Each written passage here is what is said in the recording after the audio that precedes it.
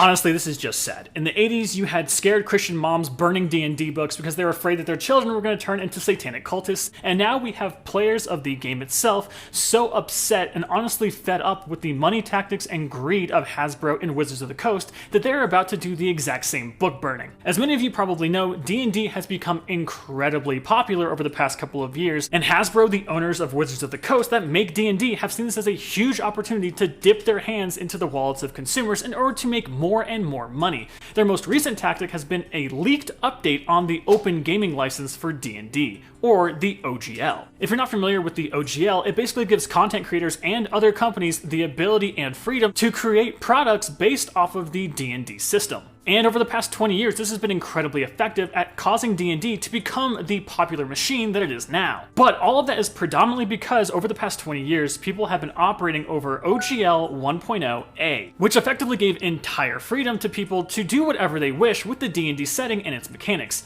But the reason why the D&D community is up in arms right now and nearly tearing itself to shreds is because OGL 1.1, which is presumably supposed to replace 1.0A, has been leaked and people are not happy with it. Now, before we dive in, to prevent from fear spreading across the community, I just want to preface all of this by saying that these are leaks and have not been confirmed nor denied by Wizards of the Coast, so take it with a grain of salt.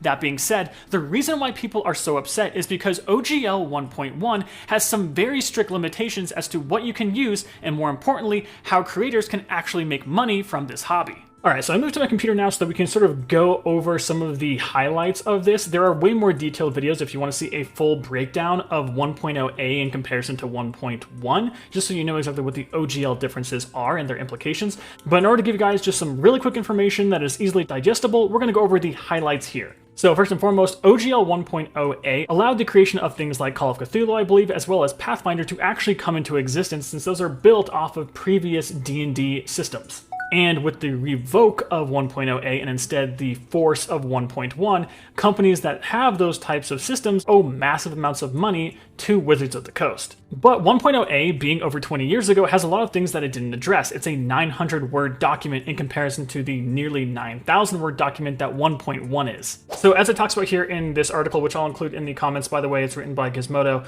if the original license is no longer viable, every single licensed publisher that has ever made content under the 1.0A OGL will now have to report those to Wizards of the Coast and potentially have to pay, both for old content as well as new content moving forward. Additionally, for people that maybe want to start their own projects based off of D&D, the current license only allows for creation of role-playing games and supplements in printed media and static electronic file formats like PDFs. But it does not cover things like videos, movies, virtual tabletops, computer games, novels, apps, graphic novels, music, etc. that might be made based off of D&D material. And if you are a creator trying to engage in these activities, you are only allowed to do so to the extent that Wizards of the Coast allows under an agreement between you and them. And a lot of the fears about this update come from the fact that people aren't quite sure how Wizards of the Coast is going to handle these specific types of things. Because now there are people that have streams that are based on D&D, they have Patreons where they make modular adventures and stat blocks and things like that. And now they'll have to move forward with this new 1.1, which not only do they have to potentially pay Wizards of the Coast,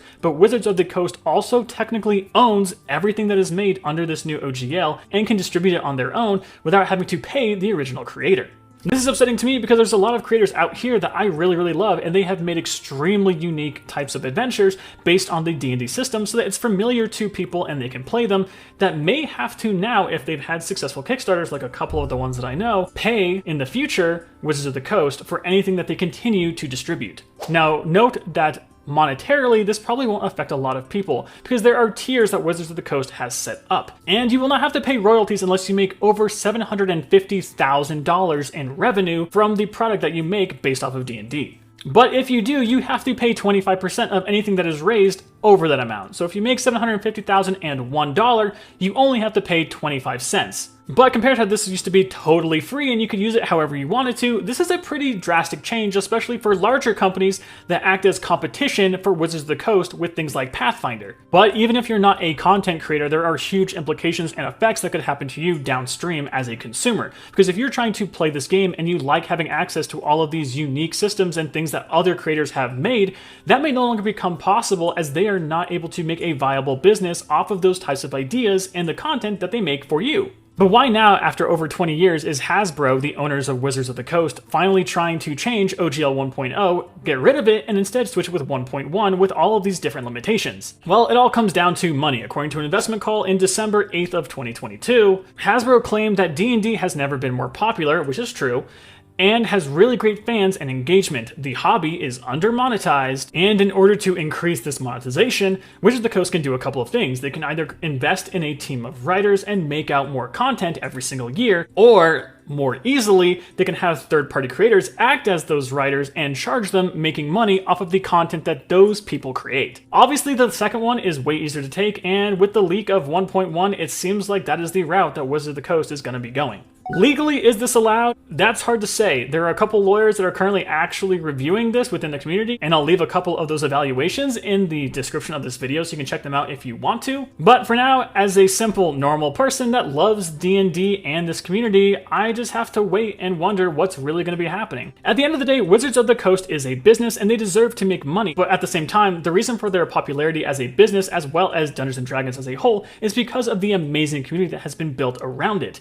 And right now, they are trying to effectively sacrifice their community in exchange for making a fast buck, which could effectively push people into leaving D&D forever and going to different systems. But whether or not OGL 1.1 is actually true, or if Hasbro and Wizards of the Coast will try to revise it based off of the tons of negative feedback that they're currently getting, we're left to wait. So what do you think about OGL 1.1 and what it means for the future of D&D? Leave in the comments down below, and until next time, keep questing.